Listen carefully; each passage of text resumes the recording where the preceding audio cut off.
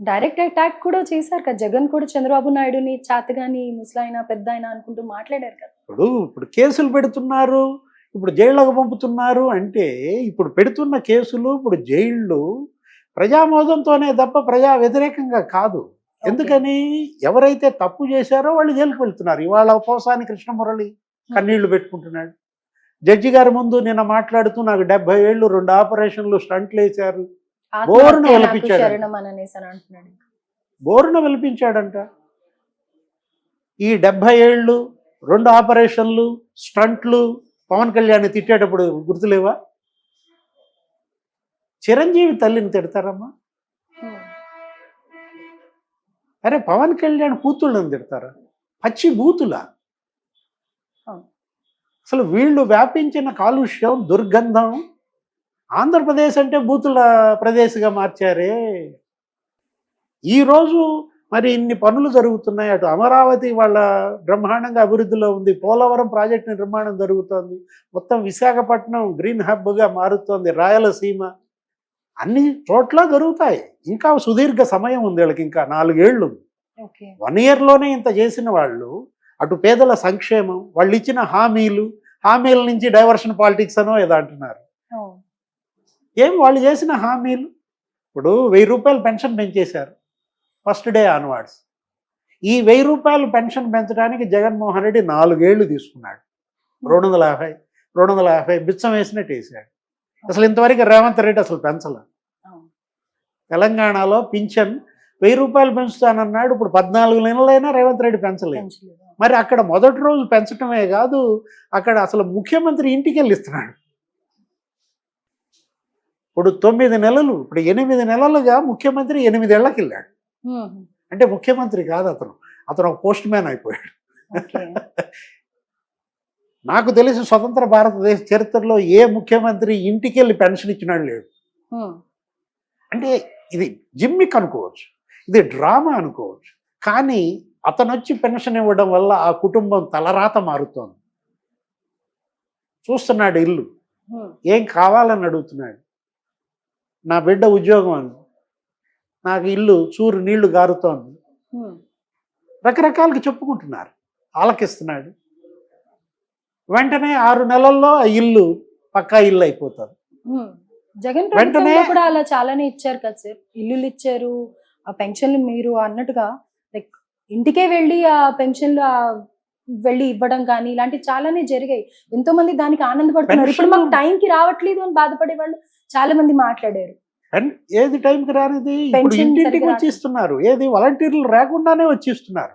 అసలు వీళ్ళే వెళ్ళి చూస్తున్నారు కదా. ఒక పెన్షనే కాదు, అన్నా క్యాంటీన్లు హ్మ్.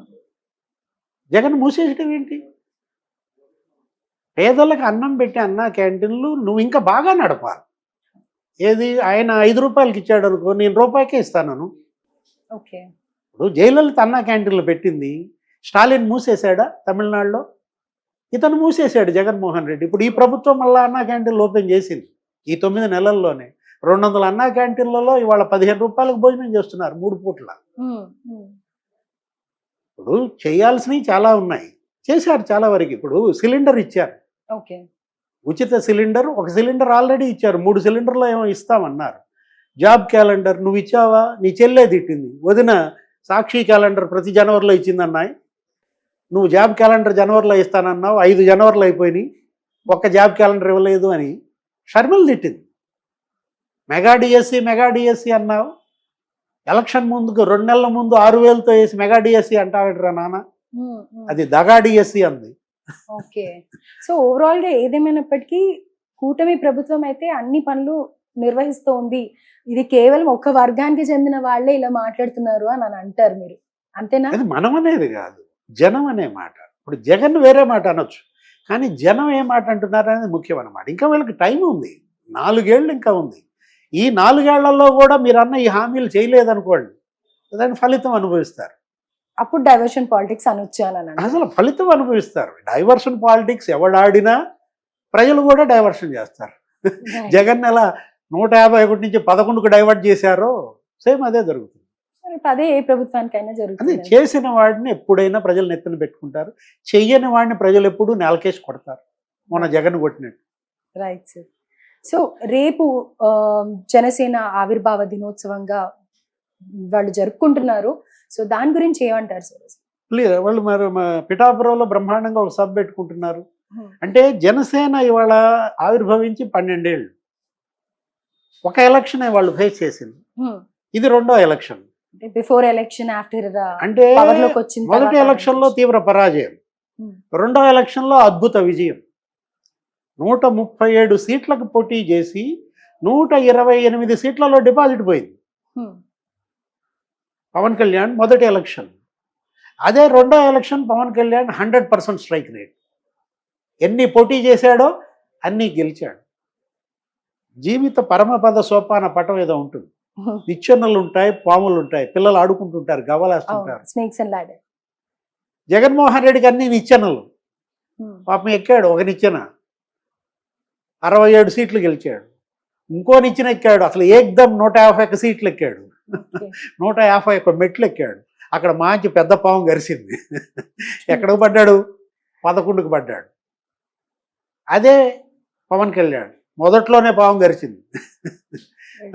ఆయన 2 చోట్ల పోటీ చేసి 2 చోట్ల ఓడిపోయాడు. వెంటనే పెద్ద నిచ్చెన ఎక్కేశాడు. 100% స్ట్రైక్ రేట్ అంటే అసలు దేశంలో ఏ పార్టీ పోటీ చేసిన అన్ని స్థానాలు కొట్టిన పార్టీ లేదు. ఎన్ని పోటీ చేశాడో అన్నీ గెలిచి పారేశాడు.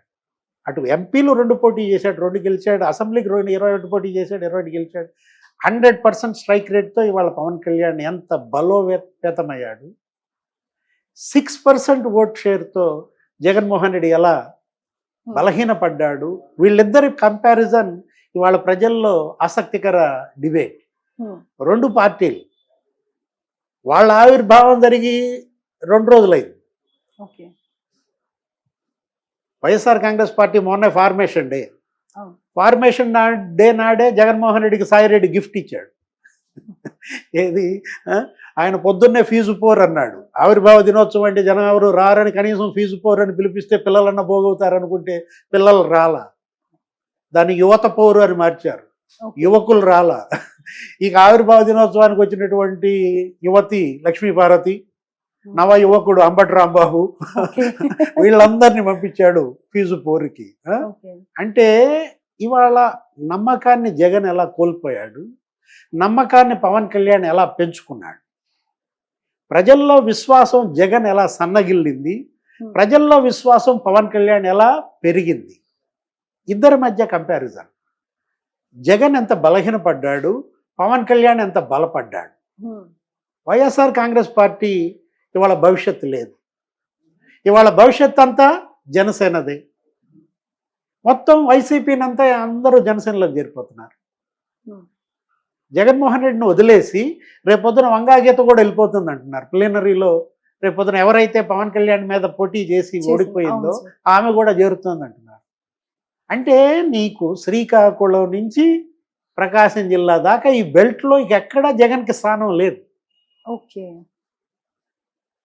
అంటే విజయనగరం, శ్రీకాకుళం, విశాఖపట్నం, తూర్పుగోదావరి, పశ్చిమ గోదావరి, కృష్ణా, గుంటూరు, ప్రకాశం, ఇవాళ మొత్తం అందరూ వలసలు జగన్ వదిలేసి వెళ్ళిపోతున్న పరిస్థితుల్లో సామినేని ఉదయభాను, మద్దాలి గిరి, అసలు ఆయన సొంత సమీప బంధువు బాలినేని శ్రీనివాసరెడ్డి జనసేనలో జరిపారు.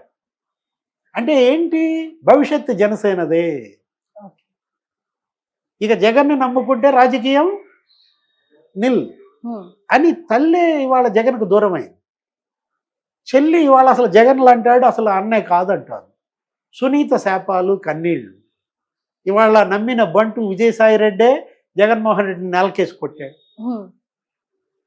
చెప్పుడు మాటలు వింటున్నావు, చెప్పుడు మాటలు వింటే నీకు అసలు భవిష్యత్తు లేదని తేల్చేసి వ్యవసాయం చేసుకుంటానన్నాడు. ఆ వ్యవసాయం సంగతి ఏమో కానీ ఈ వ్యవసాయం బాగా చేశాడు. సార్ రేపు ఏమైనా మేజర్ డెసిషన్స్ అనౌన్స్ చేసే ఛాన్సెస్ ఉన్నాయంటారా సార్? పవన్ కళ్యాణ్ ఇవాళ సమీక్ష చేసుకుంటాడు. జనసేన ఆవిర్భావ దినోత్సవ సందర్భంగా, ఎన్నికల్లో పోటీ చేసిన సందర్భంగా ఎవరెవరు ఎలా పనిచేశారు, వాళ్ళ పనితీరేంటి, ఏ ఏ నియోజకవర్గాల్లో జనసేన ఇవాళ బలపడాలి, ఎక్కడ అవకాశాలు ఉన్నాయి, ఎలా పార్టీని ఇతర స్థానాలకు విస్తృతం చేయాలి, తెలంగాణలో ఏమన్నా ప్లాన్ చేసే అవకాశం ఉందా సార్? గెలిచినటువంటి ఆంధ్రప్రదేశ్లో గెలిచిన ఎమ్మెల్యేల పనితీరు, Hmm. మంత్రుల పనితీరు, వీటన్నిటిపైన ఆయన విశ్లేషణ చేసుకుంటాడు, దిశానిర్దేశం చేస్తాడు. తెలంగాణలో కూడా కూటమి ఏర్పడుతుంది అంటున్నారు. Okay. అక్కడ కూటమి బీజేపీ, తెలుగుదేశం, జనసేన ఆంధ్రప్రదేశ్లో ఎలా అయితే నీకు స్వీప్ చేసిందో, జగన్మోహన్ రెడ్డిని మట్టి కరిపించిందో, అదేవిధంగా తెలంగాణలో కూడా కూటమిగా మళ్ళా బీజేపీ, తెలుగుదేశం, జనసేన అక్కడ ఏకమవుతున్నాయంటున్నారు. వీటన్నిటికీ కూడా సరైనటువంటి దిశానిర్దేశం